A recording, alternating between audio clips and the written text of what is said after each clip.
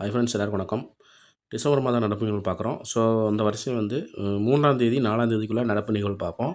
First என்னென்னு பார்த்தீங்கன்னா, உலகளாவிய கடல்சார் தொழில்நுட்ப மாநாடு டிசம்பர் 4 முதல் 6 வரை எங்கு நடைபெறுகிறது அப்படின்னு பார்த்தீங்கன்னா, சென்னையில் தான் நடைபெறுகிறது. சரிங்களா? கடல்சார் தொழில்நுட்ப மாநாடு எங்கே நடைபெற்றதுன்னா, சென்னையில் வந்து நடைபெற்றது. அந்த அந்த மாநாட்டை தொடங்கி வைத்தவர்கள் யார் அப்படின்னு பார்த்தீங்கன்னா, மாநாட்டு குழு தலைவர் யாருன்னா சி.வி. சுப்பாராவ். அதேமாரி மாநில ஆளுநர் யாருன்னா ஆர்.என். ரவி. இருவரும் சேர்ந்து தான் இந்த உலகளாவிய கடல்சார் தொழில்நுட்ப மாநாட்டை வந்து தொடங்கி வச்சுருக்காங்க. சரிங்களா? அடுத்தது உயர் மோடி அவர்கள் பிரதமரான பிறகு தான் ஃபஸ்ட்டு அவர் பார்த்த திரைப்படம் எது அப்படின்னு பார்த்தீங்கன்னா, சபர்மதி ரிப்போர்ட். சரிங்களா? அதாவது மோடி அவர்கள் வந்து பிரதமர் ஆனதுக்கு அப்புறமா ஃபஸ்ட்டு பார்த்த படம் எது அப்படின்னா, சபர்மதி ரிப்போர்ட். சரிங்களா? அடுத்தது டிசம்பர் 3 சர்வதேச மாற்றுத்திறனாளி தினம். சரிங்களா? டிசம்பர் 3 தான் சர்வதேச மாற்றுத்திறனாளி தினம்.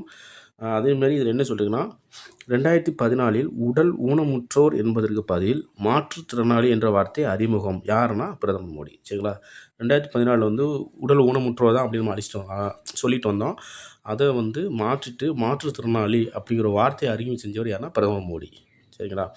அடுத்தது 4 பார்த்தீங்கன்னா, விளையாட்டை ஊக்குவிக்கும் சிறந்த மாநில விருது. அந்த விருதை வாங்கின மாநிலம் எதுனா தமிழ்நாடு. சரிங்களா? விளையாட்டை ஊக்குவிக்கும் சிறந்த மாநிலம் எதுனா தமிழ்நாடு. அதுக்காண்டி ஒரு சிறப்பு விருது வாங்கியிருக்கிறாங்க. அதேமாரி இந்திய வர்த்தகம் மற்றும் தொழில்நுட்ப கூட்டமைப்பு சார்பில் நியூ டெல்லியில் சர்வதேச விளையாட்டு கருத்தரங்கம் நடைபெற்றது. சரிங்களா? ஸோ அந்த கருத்தரங்கத்தில் தான் தமிழ்நாட்டுக்கு வந்து விருது வழங்கியிருக்கிறாங்க. சரிங்களா?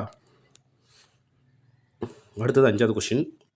சர்வதேச மாற்றுத்திறனாளி தினத்தை முன்னிட்டு டெல்லி விஞ்ஞான் பவனில் மாற்றுத்திறனாளி பிரிவில் தேசிய விருது யார் வாங்கியிருக்கான்னு பார்த்தீங்கன்னா, சென்னையை சேர்ந்த கவிதாவுக்கு கிடச்சிருக்கு. யார் கொடுத்தாங்கன்னா, குடியரசுத் தலைவர் கொடுத்துருக்காங்க.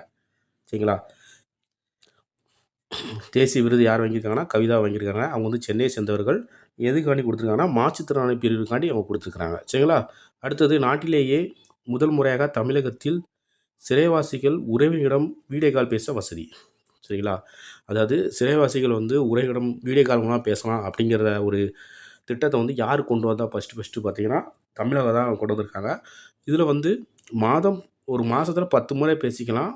12 நிமிடம் தான் பேசணும் அப்படிங்கிற ஒரு ரெஸ்ட்ரிக்ஷனோட அனுப்பிச்சிருக்கிறாங்க. அது மட்டும் இல்லாமல் சிறை கைதிகள் என அழைக்காமல் சிறைவாசிகள் என அழைக்கப்படும் அப்படின்னு முதல்வர் ஸ்டாலின் அவர்கள் தெரிவிச்சிருக்கிறாங்க. அடுத்தது 7வது, இந்திய வங்காளதேச வெளியுறவுத்துறை செயலர் யாருன்னா விக்ரம் மிஸ்ரி. சரிங்களா? இந்திய வங்காளதேச வெளியுறவுத்துறை செயலாளர் யாருன்னா விக்ரம் மிஸ்ரி. அடுத்தது பார்த்திங்கன்னா, 8வது கொதிகலன் மசோதா 2020 வந்து மாநிலங்களவையில் நிறைவேற்றும். சரிங்களா? கொதிகலன் மசோதா எந்த அவையில் நிறைவேற்றப்பட்டதுனா மாநிலங்களவையில். எந்த இயர்னா 2020. இந்த கொதிகலன் மசோதா வந்து 1923 சட்டத்திற்கு மாறாக கொண்டு வரப்பட்டது அப்படிங்கிறது குறிப்பிடத்தக்கது. சரிங்களா? அடுத்தது 9வது கொஷினு. 26 ரஃபேல் அப்படிங்கிற ஒரு 3 ஸ்கார்பியன் நீர்மூழ்கி கப்பல்கள் விரைவில் கொள்முதல் செய்ய ஒப்பந்தம். சரிங்களா? அப்படின்னு யார் சொல்லியிருக்காங்கன்னா, கடற்படை தலைமை தளபதி யாருன்னா தினேஷ் கே திரிபாதி அவர்கள் தெரிவிச்சிருக்காங்க. இந்திய கடற்படையை தொலைநோக்கு திட்டம் 2047 என்ற ஆவணத்தை வெளியிட்டார். சரிங்களா? தொலைநோக்கு திட்டம் 2047 என்ற ஆவணத்தை வெளியிட்டவர் யாருன்னா கப்பற்படை தளபதி தினேஷ் கே திரிபாதி அவர்கள். சரிங்களா?